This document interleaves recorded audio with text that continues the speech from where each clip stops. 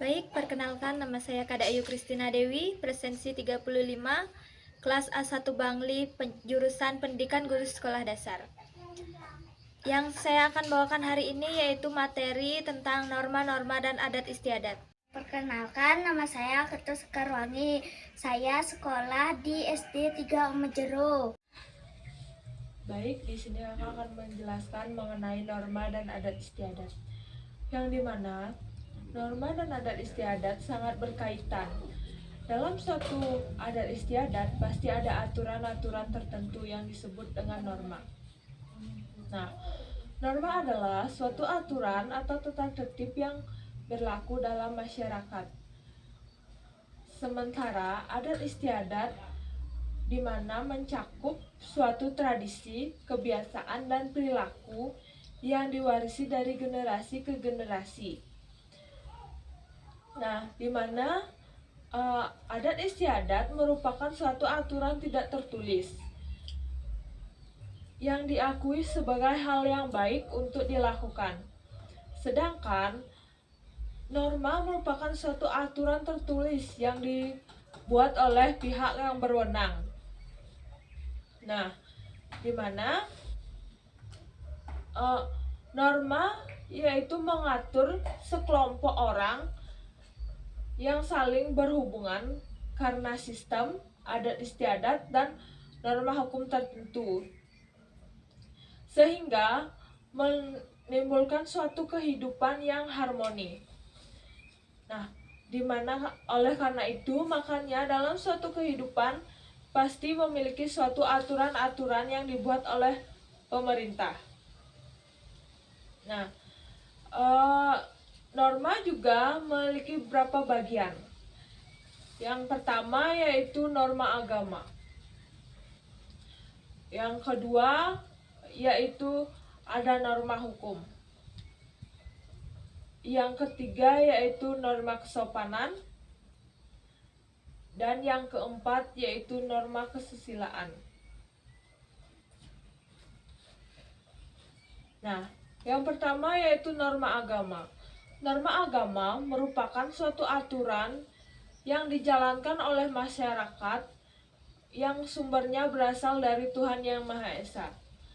Norma agama biasanya berisikan tentang perintah yang harus dijalankan oleh seseorang dan merupakan segala ilmu ataupun pedoman bagi para penganut agama. Dan juga berisi tentang larangan bagi yang melakukan suatu perbuatan yang dianggap tidak sesuai atau dilarang di dalam norma. Nah, norma agama memiliki sifat yaitu dogmatis, yang berarti bahwa aturan yang ada tidak boleh ditambah maupun juga dikurangi. Nilai sesuai dengan yang tertulis pada kitab suci masing-masing agama. Norma agama terpercaya jika dilanggar memiliki sanksi yang nantinya akan diberikan setelah orang tersebut meninggal dunia, berupa dosa maupun hukuman yang harus dijalankan berdasarkan ajaran masing-masing agama di Indonesia. Di Indonesia memiliki beberapa agama seperti agama Hindu, Kristen, Buddha, dan lain-lainnya. Yang dimana norma agama ini juga biasanya sering kita jumpai dalam kehidupan sehari-hari, yaitu dalam suatu berperilaku dalam melakukan suatu kegiatan upacara seperti adat istiadat, upacara persembahyangan, dan upacara lainnya. Yang kedua yaitu ada norma hukum. Norma hukum merupakan peraturan yang tertulis oleh pemerintah. Hal ini melibatkan aturan yang mengatur kehidupan sehari-hari, yang dimana norma hukum digunakan untuk memastikan adanya suatu keadilan dan keharmonisan dalam suatu masyarakat, agar menimbulkan suatu masyarakat yang tertib, aman, rukun, serta damai. Norma hukum memiliki sifat tertulis dan memaksa. Jika aturan yang ada dilanggar, maka akan mendapatkan suatu hukuman atau sanksi. Sanksinya itu atau hukumannya bisa berupa penjara maupun denda. Norma hukum merupakan aturan yang diatur oleh pemerintah, yang dimana norma hukum juga melibatkan aturan-aturan yang menganut kehidupan kita sehari-hari, seperti peraturan lalu lintas. Peraturan lalu lintas yang dimana ketika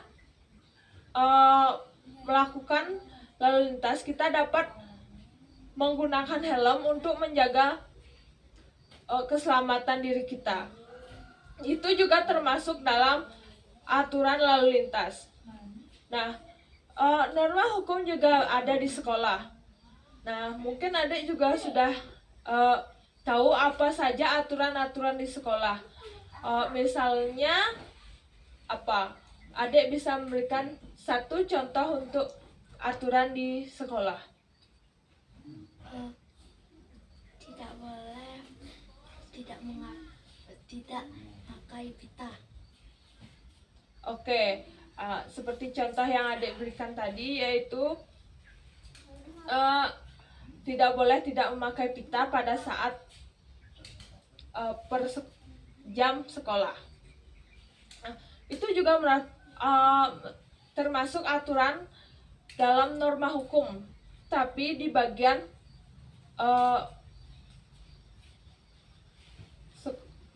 sekolah atau pendidikan. Yang ketiga yaitu norma kesopanan. Norma kesopanan merupakan aturan yang menekankan pada perbuatan seorang untuk menjaga kesopanan, kesantunan, tata krama mereka, dan juga istiadat setiap individu. Yang dimana norma kesopanan juga merupakan untuk menjaga dan menghargai satu sama lain dalam kehidupan sehari-hari.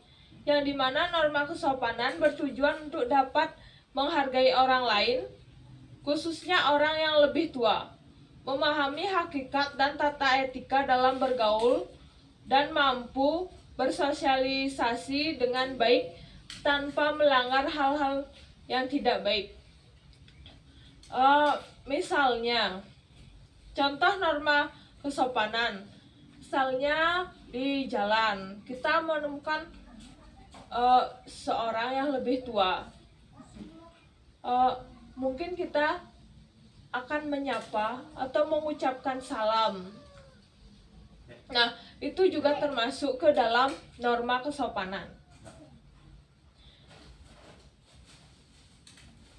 Yang terakhir yaitu ada norma kesusilaan. Norma kesusilaan berkaitan dengan nilai-nilai moral dan etika. Ini mencakup pandangan tentang kehormatan atau kejujuran dan perilaku yang baik. Yang dimana norma kesusilaan kita dibuat untuk mengatakan suatu hal yang jujur tanpa kebohongan. Yang dimana dalam norma kesusilaan kita juga dapat mencerminkan perilaku yang baik yang biasanya kita lakukan, seperti misalnya kita berjalan di jalan raya dan kita menemukan sebuah dompet. Nah, dimana pada saat kita menemukan sebuah dompet itu, kita memiliki rasa jujur nih, sehingga kita akan memberitahu ke orang-orang bahwa siapakah yang punya dompet ini. Nah, itu juga termasuk ke dalam norma kesusilaan. Mungkin norma kesusilaan yang ada di sekolah, misalnya Nah, kita menemukan sebuah pulpen. Sebuah pulpen yang di kelas. Kita tidak tahu siapa yang punya, sehingga kita dapat menanya kepada teman-teman bahwasannya siapakah yang punya pulpen ini. Nah, itu juga mencerminkan suatu norma kesusilaan, atau juga bisa disebut dengan suatu kejujuran di sekolah. Nah, adapun adat istiadat di Indonesia. Di Indonesia memiliki banyak adat istiadat. Yang pertama yaitu seperti adat istiadat pernikahan. Pernikahan di Indonesia melibatkan berbagai upacara adat tergantung pada suku dan daerah. Setiap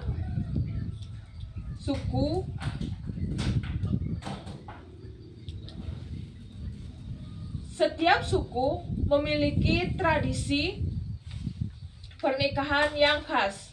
Contohnya di Bali.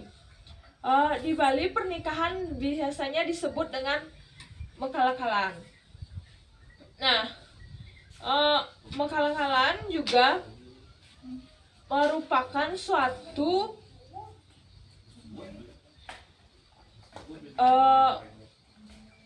tradisi pernikahan yang khas yang berada dari Bali, yang dimana tradisi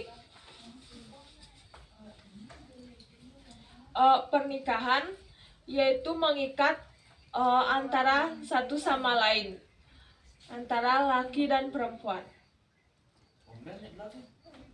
Yang kedua yaitu ada adat istiadat lokal. Adat istiadat lokal adalah kebiasaan turun-temurun yang dilakukan berulang-ulang oleh masyarakat di suatu daerah. Yang dimana contoh adat istiadat lokal itu seperti di Bali. Nah, mungkin adik sering mendengar di Bali sebelum upacara nyepi itu ada yang namanya melasti. Nah, dalam upacara melasti itu biasanya kita akan melakukan sebuah persembahyangan. Nah, dalam suatu persembahyangan itu atau disebut dengan lasti biasanya bertujuan untuk menyucikan diri dan alam semesta. Nah, melasti juga bisa disebut dengan adat istiadat lokal yang di Bali.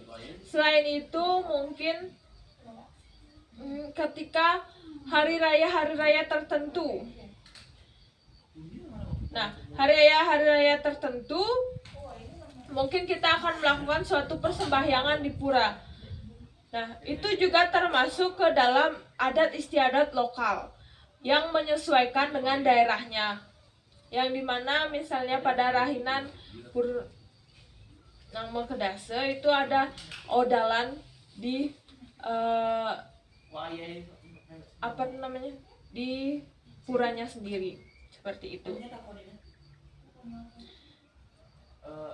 Yang kedua yaitu ada adat istiadat keluarga. Adat istiadat keluarga adalah adat istiadat atau kebiasaan yang terdiri norma dan nilai yang mewariskan dari generasi ke generasi dan mencerminkan identitas keluarga. Nah, adat istiadat keluarga contohnya yaitu biasanya kita sering lakukan di keseharian di keluarga, misalnya seperti cara berkomunikasi antara anggota keluarga, dari adat istiadat saat adanya suatu acara dan tata cara dalam upacara kematian dan lain-lain. Mungkin ada yang mengetahui tata bahasa dalam suatu berkomunikasi dalam sebuah keluarga, di mana dalam suatu berkomunikasi itu kita dapat mengatakan hal yang baik dan sopan kepada orang yang lebih dewasa. Itu termasuk ke dalam suatu adat istiadat keluarga. Yang selanjutnya yaitu upacara tradisional. Upacara tradisional atau upacara adat adalah serangkaian kegiatan yang dilakukan oleh suatu masyarakat sebagai bagian dari tradisi dan warisan budaya. Nah, mungkin Adek bisa menyebutkan satu upacara tradisional yang ada di Bali. Nah, mungkin Adek bisa memberikan salah satu contoh upacara tradisional. Yaitu adalah ngaben, orang menikah, dan lain sebagainya. Nah, ya betul sekali, yaitu ngaben dan upacara orang menikah itu juga termasuk ke dalam upacara tradisional. Namun selain itu juga ada upacara tradisional yang lainnya, terutamanya di Bali sangat banyak memiliki upacara tradisional.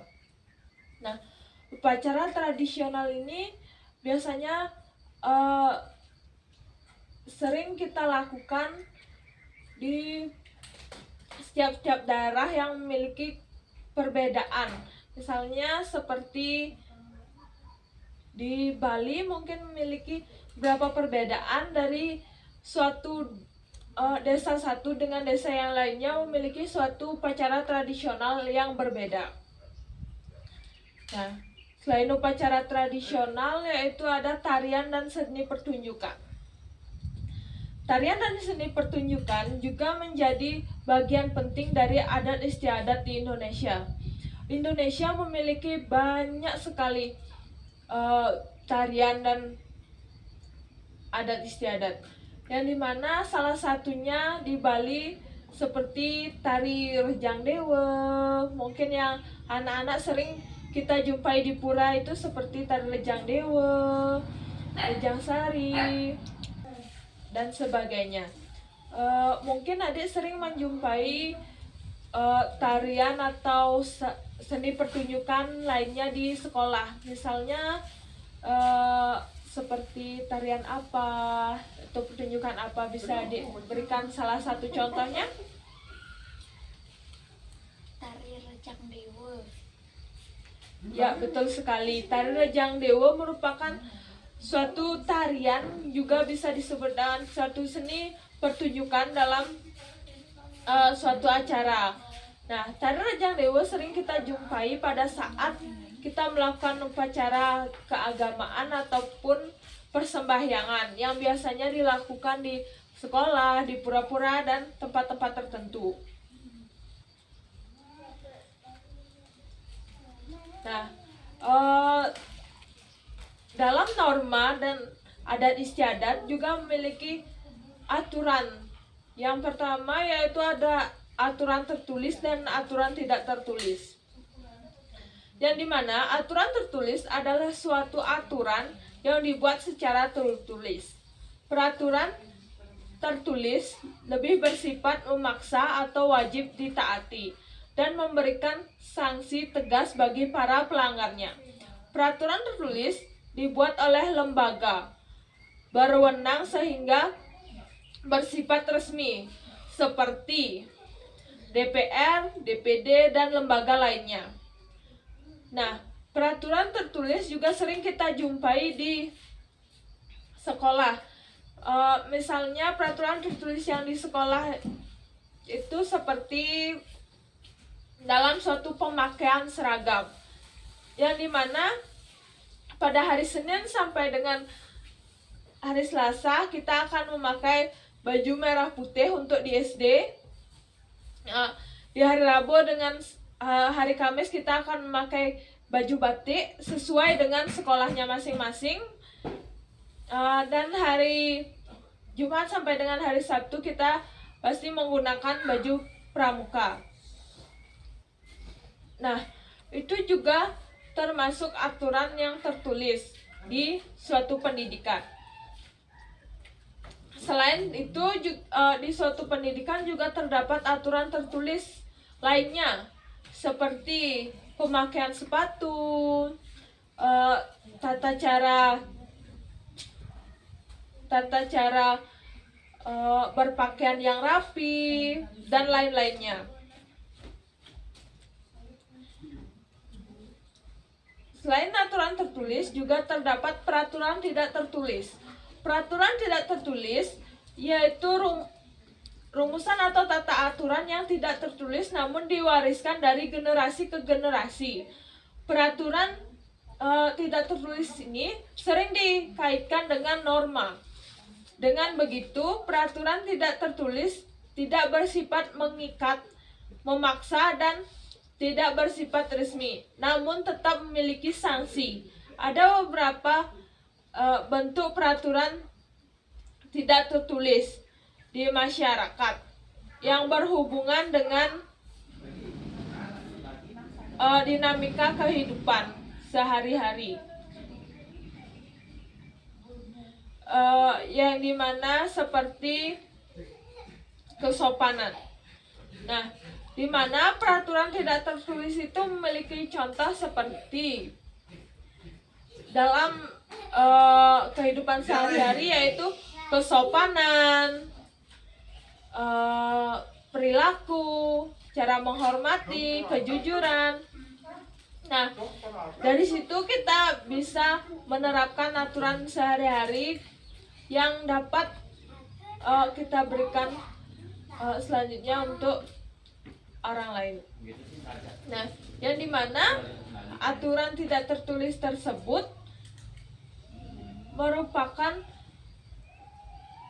perintah atau suatu ketentuan yang dibuat oleh masyarakat itu sendiri untuk menciptakan suatu keharmonisan dalam bermasyarakat.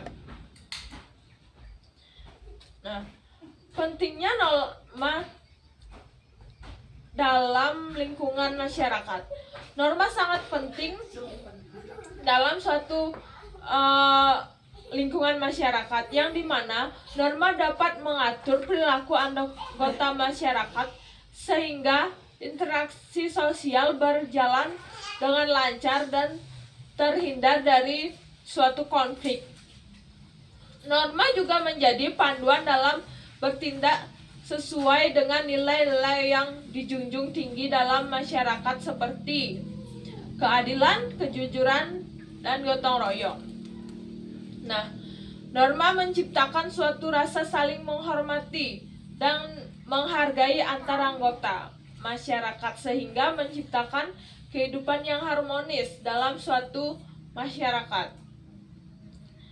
Yang terakhir yaitu norma dapat memberikan sanksi bagi pelanggar sehingga anggota masyarakat akan berpikir dua kali sebelum melakukan tindakan yang menyimpang atau melanggar aturan tersebut. Nah, itu saja yang akan kakak sampaikan pada hari ini. Sampai jumpa di lain waktu. Terima kasih.